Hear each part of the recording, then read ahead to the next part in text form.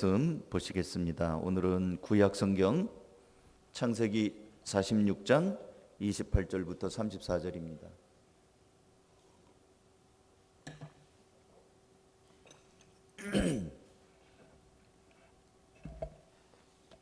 창세기 46장 28절에서 34절. 야곱이 유다를 요셉에게 미리 보내어 자기를 고센으로 인도하게 하고 다 고센 땅에 이르니 요셉이 그의 수레를 갖추고 고센으로 올라가서 그의 아버지 이스라엘을 맞으며 그에게 보이고 그의 목을 어긋맞춰 안고 얼마 동안 울매 이스라엘이 요셉에게 이르되 내가 지금까지 살아있고 내가 네 얼굴을 보았으니 지금 죽어도 조카도다. 요셉이 그의 형들과 아버지의 가족에게 이르되 내가 올라가서 바로에게 아뢰어 이르기를 가나안 땅에 있던 내 형들과 내 아버지의 가족이 내게로 왔는데 그들은 목자들이라 목축하는 사람들이므로 그들의 양과 소와 모든 소유를 이끌고 왔나이다 하리니 바로가 당신들을 불러서 너희의 직업이 무엇이냐 묻거든 당신들은 이르기를 주의 종들은 어렸을 때부터 지금까지 목축하는 자들이온데 우리와 우리 선조가 다 그러하나이다 하소서. 애굽 사람은 다 목축을 가증히 여기나니 당신들이 고센 땅에 살게 되리이다. 아멘. 오늘 설교 제목은 주보를 보셔서 아시겠지만 고센 땅에 살라입니다. 한번 따라서 한번 해볼까요? 고센 땅에 살라. 오늘 설교 듣다가 잊어버려도 제목만 좀 기억하면 생각이 다 날 거예요. 다시 한번 고센 땅에 살라. 이거 발음 잘못하면 고생 땅에 살라 이렇게 돼요. 목사님이 우리 보고 고생하면서 살라는 말인가 오해할 수 있습니다. 뭐 꼭 그런 건 아니에요. 꼭 그런 건 아닙니다만 이 고센 땅은 지명입니다. 뭐 서울, 대구, 전주 뭐 이런 것처럼 지명이에요. 근데 왜 고센 땅에 살라는 말인가? 영적인 의미가 있어요. 창세기 45장 25절에서 28절에 보면 흉년에 곡식을 사러 애굽 땅에 내려갔다가 요셉이 총리가 된 걸 알고 만나고 온 형제들이 아버지에게 요셉이 살아 있습니다. 애굽의 총리가 되어 있습니다. 그리고 지금 아직 흉년이 5년이나 더 남았으니까 아버지 거기서 고생하지 말고 애굽 땅에 오십시오. 애굽 땅에는 양식이 있습니다. 내가 총리입니다. 내가 아버지 우리 식구들을 내가 먹여 살리겠습니다. 이민을 오십시오. 그래가지고 수레를 보내는 거예요. 아버지 타고 오라고. 그걸 제가 세 번역으로 읽어드릴게요. 그들은 이집트에서 나와서 가나안 땅으로 들어가서 아버지 야곱에게 이르렀다. 그들이 야곱에게 말하였다. 요셉이 지금까지 살아 있습니다. 이집트 온 나라를 다스리는 총리가 되었습니다. 이 말을 듣고서 야곱은 정신이 나간 듯 어리벙벙하여 그 말을 고지 들을 수가 없었다. 그러나 요셉이 한 말을 아들들에게서 모두 전해 듣고 또한 요셉이 자기를 데려오라고 보낸 그 수레들을 보고 나서야 아버지 야곱은 비로소 제정신이 들었다. 이제는 죽어도 한이 없다. 내 아들 요셉이 아직 살아있다니 가고 말고 내가 죽기 전에 그 아이를 보아야지 하고 이스라엘은 중얼거렸다. 아버지 오십시오 하고 다 이렇게 요즘 말로 말하면 제일 비싼 차, 하여튼 외제차 뭐 이런 걸 보내가지고 아버지 오십시오, 이거 타고 오십시오, 그런 거예요. 그러니까 내 아들이 살아있다니 이게 꿈인가 생신가 내가 가서 만나야지 하고 이제 온 거예요. 그래서 고센 땅까지 왔어요. 그러니까 요셉이 이 고센 땅은 애굽 땅에 들어가는 국경선이 있는 데서 얼마 안 먼 곳이거든요. 그러니까 애굽에서 이 요셉이 아버지를 맞으러 막 와가지고 아버지는 가나안 땅에서 국경을 넘어서 애굽에 들어와서 지금 첫 얼마 안 되는 동네가 고센이에요. 거기에 있고 또 이 요셉은 바로 왕궁이 있는데 옆에 있으니까 자기 관사가 탁 타가지고 그 국경 앞에서 이제 아버지를 만나는 겁니다. 그리고 눈물 쏟으면서 감동하면서 서로 끌어안고 네가 내 아들이냐? 아버지 접니다. 뭐 이렇게 하면서 이제 29절 요셉이 그의 수레를 갖추고 고센으로 올라가서 그의 아버지 이스라엘을 맞으며 그에게 보이고 목을 어금맞춰 앓고 얼마 동안 울매 이스라엘이 요셉에게 이르되 네가 지금까지 살아있고 내가 네 얼굴을 보았으니 지금 죽어도 조카도다. 내 아들을 만났으니 내가 이제 죽어도 여한이 없다머니. 이렇게 하면서 감동적인 만남이 있는 거예요. 벌써 20년도 넘었죠. 그런데 이제 어느 정도 실컷 울고 감정을 추스리자 요셉이 그 아버지하고 형들에게 말합니다. 내가 이 나라의 총리이기 때문에 바로 왕에게 이미 말했고 아버지 형제들이 왔다는 얘기를 내가 합니다. 그런데 틀림없이 바로 왕이 질문할 겁니다. 너희들 누구냐? 어디서 살았느냐? 그리고 너희들 직업이 뭐냐? 그 왕이 이렇게 물으면 딴소리 하지 말고 이렇게 대답하십시오. 그래서 그때 이런저런 말을 할 때 내가 시키는 대로 말해야 합니다. 바로 왕이 너희 직업이 무엇이냐고 물으면 목축하는 사람이라고 말하세요. 맞죠? 목축하는 사람 맞아요.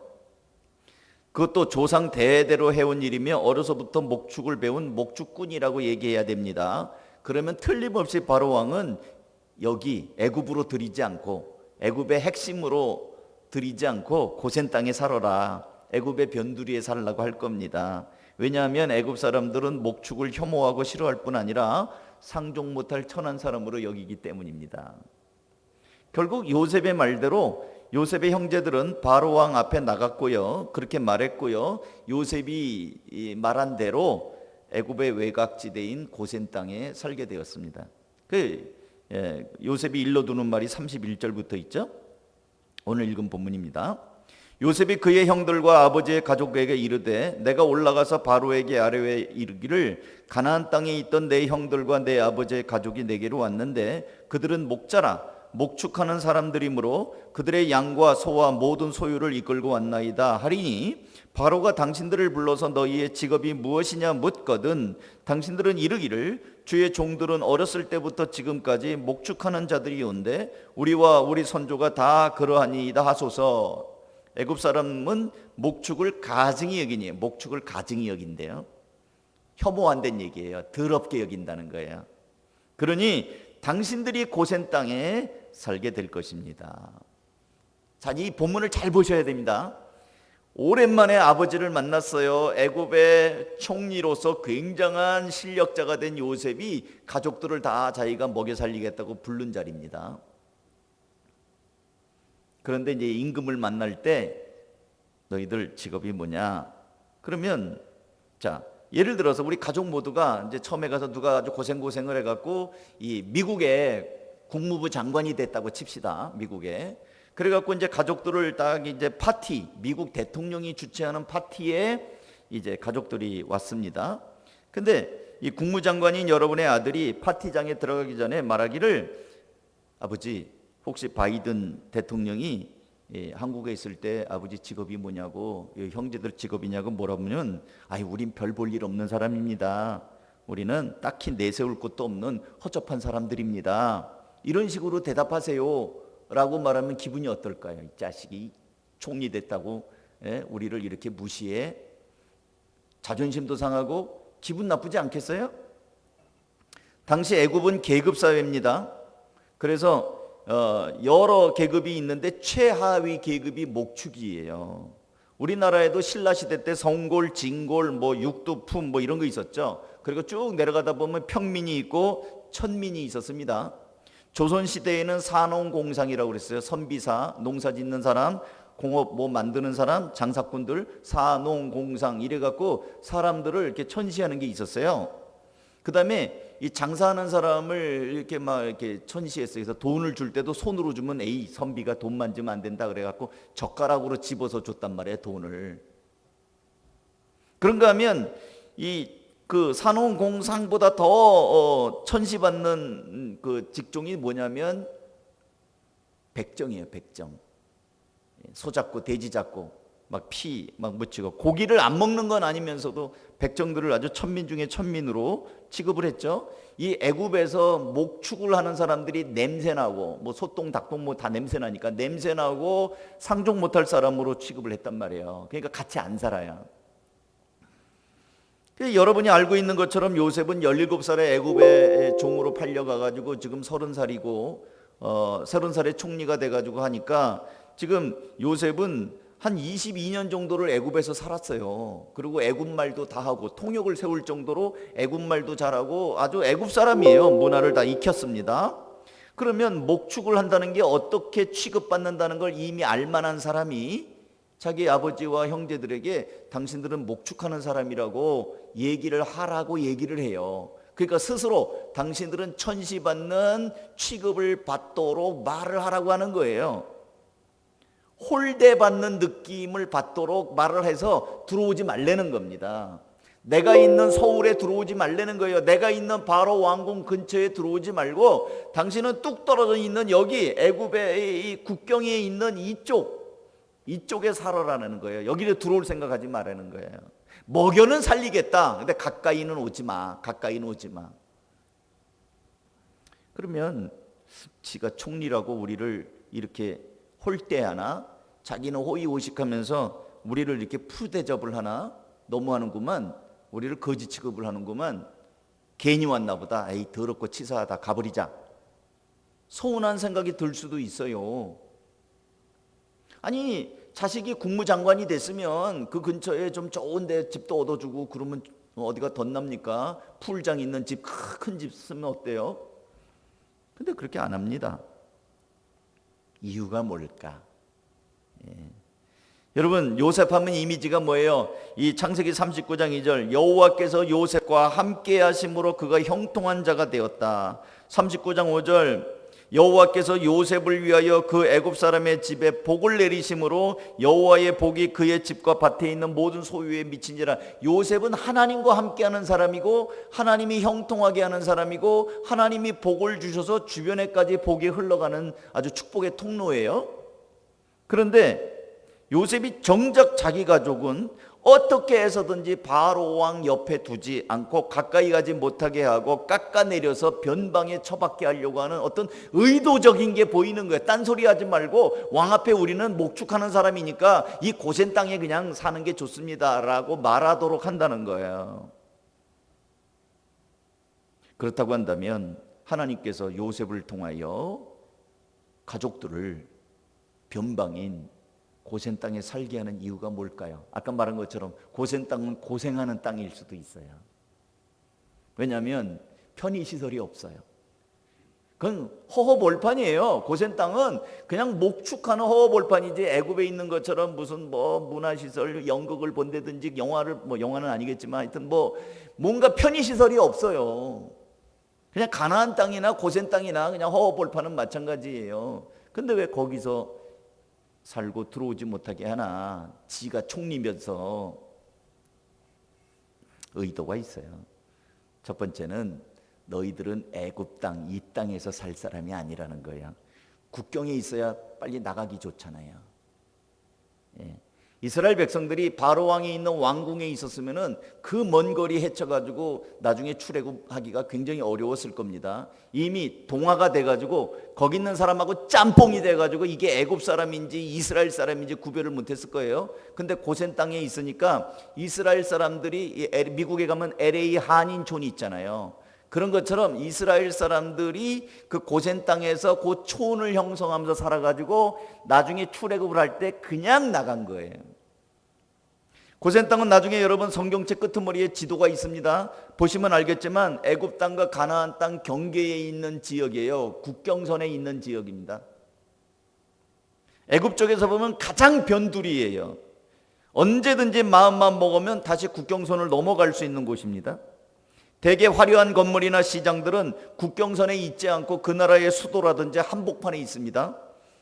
국경선은 전쟁이 나면 언제라도 무너질 수 있고 파괴되는 가장 첫 곳이 국경선이에요. 하나님께서 아브라함을 믿음의 조상으로 부르시고 그에게 하신 약속은 다음과 같습니다. 여호와께서 아브라함에게 이르시되 너는 반드시 알라. 네 자손이 이방에서 객이되어 그들을 섬기겠고 그들은 400년 동안 네 자손을 괴롭히리니 그들이 섬기는 나라를 내가 징벌할지며 그 후에 네 자손이 큰 재물을 이끌고 나올 것이다. 하나님이 이미 아브라함에게 네 자손이 애굽 땅에서 종살이하다 나올 것이라고 하는 예언을 했는데 이 예언을 요셉이 알고 있어요. 하나님의 말씀을 알고 있기 때문에 이제는 이 땅이, 이 애굽 땅이 우리가 영원히 살 곳이 아니고 우리는 젖과 꿀이 흐르는 땅, 가나안 땅 백성이다. 그러니 저기 들어가서 살면 안 된다라는 거예요. 모세에게도 하나님께서는 야곱이 이제 애굽에 그 요셉이 보낸 수레를 타고 내려갈 때 하나님이 야곱에게 나타나셔서 말씀합니다. 하나님이 이르시되 나는 하나님이라 내 아버지의 하나님이니 애굽으로 내려가기를 두려워하지 말라. 내가 거기서 너로 큰 민족을 이루게 하리라. 내가 너와 함께 애굽으로 내려가겠고 반드시 너를 인도하여 올라올 것이며 요셉이 그의 손으로 네 눈을 감기리라. 야곱에게 하나님이 예언을 하십니다. 너 내려가는 거 걱정하지 마라. 내가 함께 내려가겠다. 그리고 너를 다시 올라오게 하겠다. 그러니까 큰 민족을 이루어서 애굽으로부터 나오게 할 거라는 약속을 아브라함에게도 했고 야곱에게도 했고 요셉이 그 약속을 알고 있어요. 하나님의 말씀을 알고 자기가 비록 지금은 총리지만 내가 여기서 천년만년 살 게 아니다. 나는 하나님의 백성이고 가나안 땅, 하나님이 주신 축복의 땅, 젖과 꿀이 흐르는 땅으로 가야 될 사람이다 라는 것을 요셉은 알고 있었습니다. 여러분, 요셉이 죽을 때 유언하죠. 하나님이 반드시 너희들을 이 땅에서 내보낼 건데 그때 내 해골을, 이미 묻었던 그 땅에서 해골을 꺼내가지고 내 몸, 내 뼈를 가지고 가나안 땅으로 나를 좀 데리고 가달라. 나 여기서 묻히고 싶지 않다. 나도 가나안 땅에 묻히고 싶다. 요셉은 애굽에 살지만, 애굽의 총리지만 하나님의 백성으로 가나안 땅을 내다보면서 살던 사람이에요. 그러니까 이제는 종합을 해보세요. 왜 이 백성들이 애굽 땅에 들어올 때 요셉은 극구 의도적으로 한복판에 바로 왕에게 대접을 받으면서 그 애굽의 한복판에서 벼슬을 누리면서 살 거를 경계하고 고센 땅에서 애굽 사람들이 가증히 여기는 목축하고 냄새나는 목축을 하는 사람이라고 굳이 밝혀가지고 고센 땅에 살도록 하라. 그렇게 했던 이유가 뭔가? 가나안 땅 들어가기 쉽게. 당신들은 하나님의 백성입니다. 애굽 사람이 되면 안 됩니다. 여기 비록 사정상 살지만 당신들은 하나님의 자녀입니다. 하나님의 나라의 소망을 잃어버리면 안 됩니다. 이거예요. 고센 땅에 살라는 말은 오늘날 우리 성도들에게 여러분 이 땅에 살면서 여러분이 하나님의 자녀들입니다. 천국의 소망을 잃어버리면 안 돼요. 이걸 고센 의식이라고 합니다. 고센 의식. 나는 비록 바닥에 살아도 이 땅에 발을 딛고 살아도 나는 하늘을 향하는 사람이다. 이거 있어야 되는 거예요. 하나님의 백성들은 이 땅에 잠시 잠깐 머물다가는 나그네와 같은 존재입니다. 나그네는 특정한 곳에다가 집 짓고 우리간 짓고 말뚝 박고 그렇게 사는 건 나그네 아니에요. 나그네는 집도 없는 사람이에요. 그래서 언제든지 간다 그러면 개나리 보침 하나 들고 바람 따라 가는 게 나그네 아닙니까? 그러니까 눈앞에 현실을 바라보고 이리저리 살겠다고 하는 사람들은 나그네가 아니에요. 현실주의자지. 그러니까 고센 땅에서 살라는 말은 요셉의 의도와 의식과 그 말을 통해서 자기 형제들을 향하여 말하는 것은 이 백성들은 하나님의 백성들이고 언제든지 가나안 땅에 돌아가야 되는데 그렇게 되려면 애굽 한복판에 들어가서는 안 돼요. 사랑하는 성도 여러분, 하나님의 자녀들이 이 땅에다 너무 집착하지 마십시오. 이 땅에서는 그냥 사는 거예요. 우리 할도리 하면서 최선을 다해서 빛이 되고 소금이 되고 사는 겁니다. 그리고 우리는 언제든지 주님이 부르시면 하나님 나라로 가야 되는 사람들이에요. 그런 마음이 하나도 없이 나는 이 땅에서 유명해지고 이 땅에서 큰 돈을 벌고 이 땅에서 자자손손 대대로 영원히 살겠다. 그러면 그 하나님의 자녀가 아니지요. 이 땅에서는 잠시 잠깐 하나님이 너 여기 소풍 갔다 와라 하면은 소풍 갔다 오는 것처럼 좀 살다 와라. 나그네 길을 좀 걷다 와라. 그러면 걸어갔다가 이제 오거라. 네 일 다 끝났구나. 다시 오거라 그러면 가는 거예요. 그러니까 이 땅에 너무 연연하고 이것 때문에 원수 맺고 아웅다웅하고 돈 때문에 사람 죽이고 살리고 막 이래가면서 너무 그럴 필요가 없다는 거예요. 두 번째, 왜 또 고센 땅에 살려고 하는가? 이건 구별입니다. 구별. 여러분, 애굽 땅에 각종 10가지 재앙과 진노를 내릴 때 고센 땅에는 하나님께서 진노와 재앙이 임하지 않았어요. 제가 몇 가지 읽어드릴게요. 출애굽기 8장 22절, 그날에 나는 내 백성이 거주하는 고센 땅을 구별하여 그곳에는 파리가 없게 하리니 이로 말미암아 이 땅에서 내가 여호와인 줄을 네가 알게 될 것이라. 온 나라가 파리 범벅이었는데 고센 땅에는 파리가 없어요. 하나님이 지켜주셔가지고 그 땅에는 없습니다. 내 백성이 살고 있는 고센 땅을 구별하겠다고 하나님이 말씀하세요. 출애굽기 9장 26절, 이스라엘 자손이 있는 그곳 고센 땅에는 우박이 없었더라. 애굽의 온 나라에 우박과 불벼락이 내려가고 다 태워버릴 때 이스라엘 백성들이 살고 있는 고센 땅에는 우박이 없어요. 또 애굽 땅의 온 나라에 흑암이 덮일 때 고센 땅에는 고기만 빛이 딱 있습니다. 이게 뭐예요? 하나님이 특별히 너희들을 지켜주고 구별하는 요 구별의 장소다. 근데 이스라엘 백성들이 나 이스라엘 백성이에요 뭐 이러면서 애굽 땅에 한복판에 있으면 거기에 파리떼 만나는 거고 우박 쳐 맞는 거고 어둠 속에 헤매는 거예요.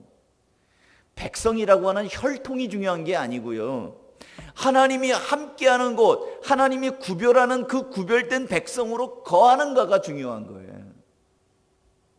그러니까 하나님이 너희들 고센 땅에 따로 있거라, 그 말은 구별이라는 거예요. 여러분, 오늘날에는 이 고센이, 여러분의 영적인 고센이 우리 교회예요. 세상 사람들과 우리가 다른 게 뭐입니까? 하나님 앞에 교회 오고 예배하고 영광 돌리고 그거 아닙니까? 여러분 가운데 예배 빼면 뭐가 남아요? 교회가 없고 예수가 없고 예배가 없고 기도가 없고. 그럼 여러분이 세상 사람들하고 다른 게 뭐 있어요? 똑같이 밥 먹고 똑같이 일하고 똑같이 돈 때문에 울고 똑같이 돈 때문에 아둥바둥하고 아침부터 저녁까지. 뭐가 달라요? 똑같이 취미생활하고 똑같이 남들을 이기려고 하고 가치관이 똑같아져 버린다니까요. 근데 우리는 주일이면 하나님 앞에 구별되이 예배하고 말씀을 듣기도 하고 말씀대로 살려고도 하고, 이게 영적인 고센이란 말이에요. 여기에 하나님의 임재가 있는 거예요.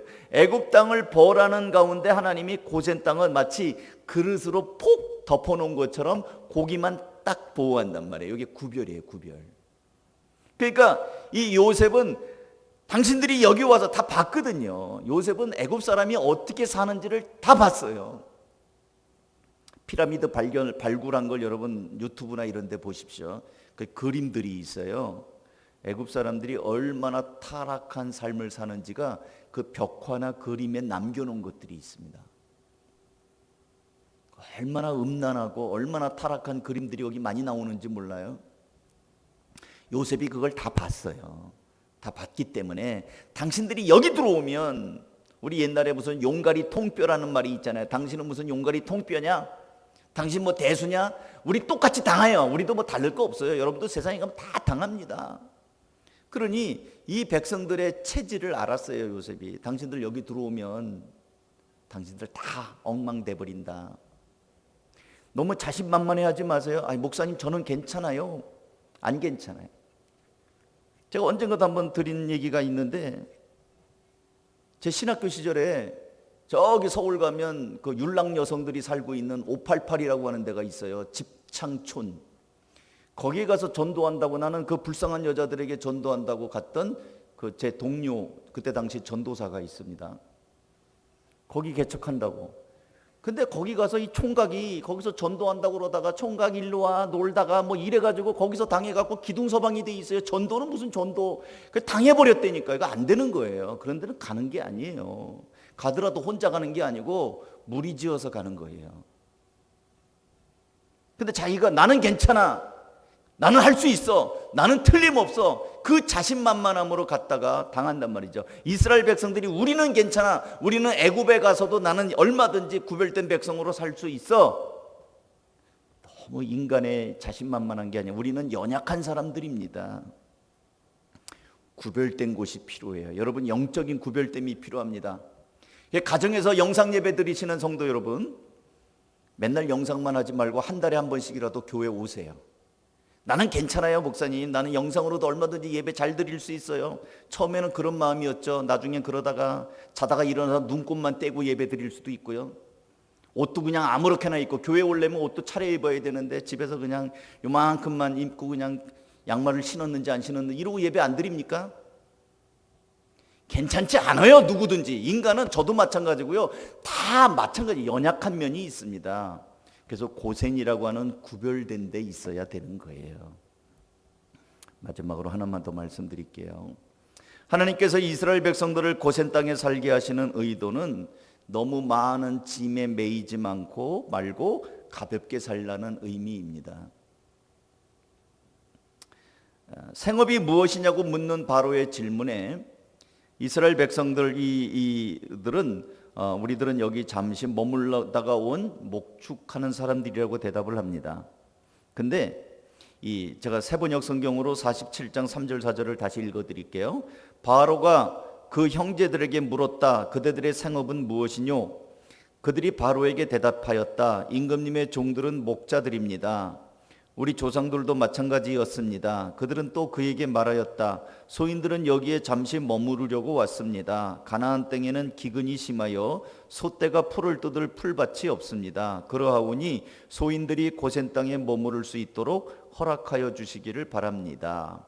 계속 지금 요셉이 입에다 넣어준 말을 하고 있는데 뭐라고 얘기냐면, 우리는 여기 살러 온 게 아니고 잠깐 머무르려고 왔습니다. 가나안 땅에는 풀이 없으니 잠깐 머물려고 왔습니다. 그러니 고센 땅에 머물러 살도록 허락해 주십시오. 우리 여기서 일하러 온 거 아닙니다. 이 외국에 갈 때요, 비자 찍어줄 때 당신들 뭐 하러 왔어요? 물어봐요. 일하러 왔습니다. 그러면 비자 안 찍어줍니다. 미국도 마찬가지예요. 대사관에서 이 비자 받으려고 할 때 당신 미국에 왜 옵니까? 그럼 뭐 관광차 옵니다. 그럼 딱 보고 이렇게 찍어줘요. 근데 일하려고 합니다. 그러면 안 찍어줘요.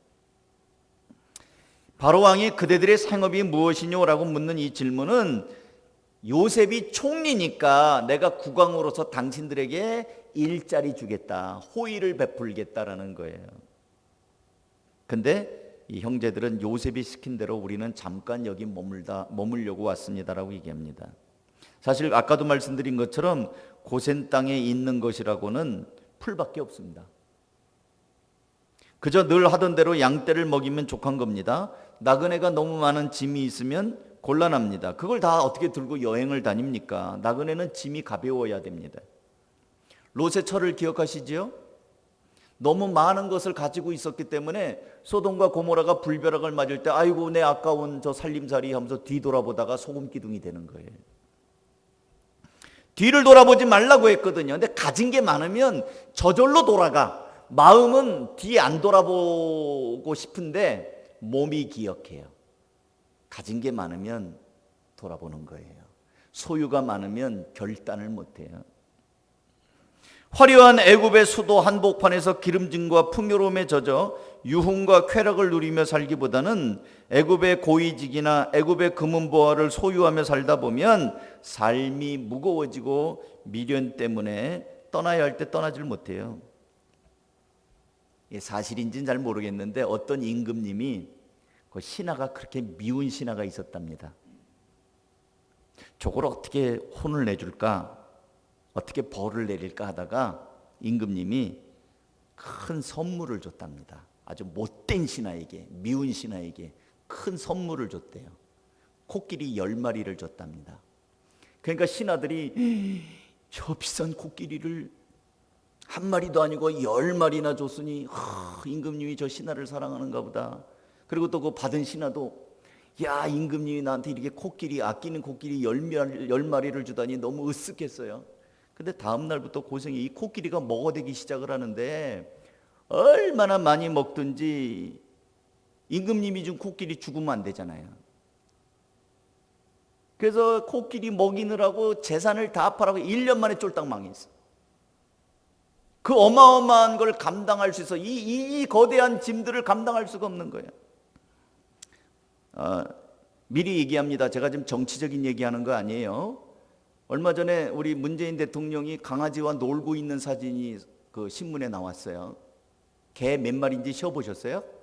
김정일이가 준 그 개, 그 죽이면 안 되잖아요. 남북 간의 교류와 협력의 상징인데 죽이면, 근데 그것들이 새끼를 낳네. 청와대가 개판이 됐어요. 개가 7마리가 8마리가 뛰놀고 있는 걸 제가 그걸 사진으로 이렇게 찍어서 신문에 이렇게 냈더라고요. 제가 볼 때는 그냥 한 마리만 놔두고 나머지는 딴 데다 국무위원들 장관들한테 한 마리씩 주든지 그러지, 그걸 7마리 8마리를 거기다 앞마당에다 그 다 하면은 그 개똥 치우는 사람도 하나 또 고용해야 될 거예요. 공무원 별정직으로 해가지고. 너무 많은 짐이 있으면 떠나기 어려워요. 그러니까 고센 땅에 있는 건 풀밭밖에 없어요. 그리고 자기네들이 갖고 온 양밖에 없어요. 거기서 무슨 돈벌이를 해서 살림살이, 옷장을 마련했겠어요? 수레를 마련했겠어요? 갖고 온 그대로 나가는 겁니다. 그러니까 고센 땅에 살라는 의미는 너무 많은 것을 갖지 말라. 고센 땅에 살라는 의미는 하나님의 백성으로 구별되게 살라는 것이에요. 고센 땅에 살라는 의미는 하나님께서 애굽 사람들과 섞이지 말라는 뜻입니다. 그럼 우리도 오늘날 영적으로 하나님의 자녀들, 우리는 애굽에서 안 살죠? 똑같아요. 여러분, 하나님의 자녀들로 이 땅에서 살면서 언제든지 주님이 부르시면 예 하고 갈 수 있는 가볍게 살아야 됩니다. 그리고 언제든지 구별된 모습으로 하나님이 보호하시는 그 임재를 누리면서 살도록 해야 합니다. 그리고 언제든지 이 섞이지 않는 삶을 살아야 하는 것입니다. 저는 이번에 저희 장인어른 장례식을 치르면서 죽는 것과 사는 것이 한 발자국 차이밖에 안 된다는 것을 알게 됐어요. 그래서 제가 칼럼에다가도 썼지만, 여러분, 누구나 죽을 수 있습니다. 연세가 높은 분만 죽는 게 아니에요. 그렇다고 한다면 죽음이라고 하는 것이 우리랑 가깝구나. 제가 다른 사람들 많이 위로도 하고 장례식도 가고 장례식 예배도 제가 인도하고 설교도 하고 그랬습니다만, 이번엔 제가 당해보니까 유가족들의 마음이 또 이런 마음이겠구나 하는 것을 또 다시 알게 됐어요. 고센 땅에서 사십시오. 고센 땅에서 사십시오.